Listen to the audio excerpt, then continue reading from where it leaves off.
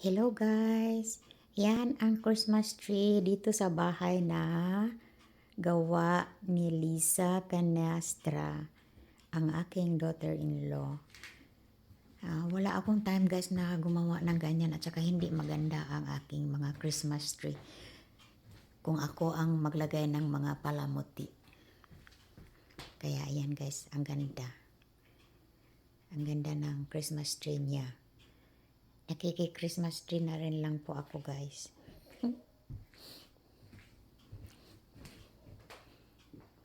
Ayan. Ganda oh. May mga ano na.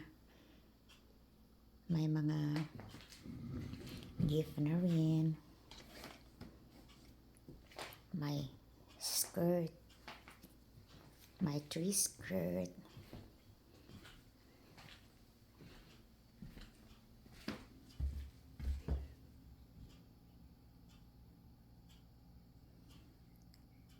Okay, thank you guys.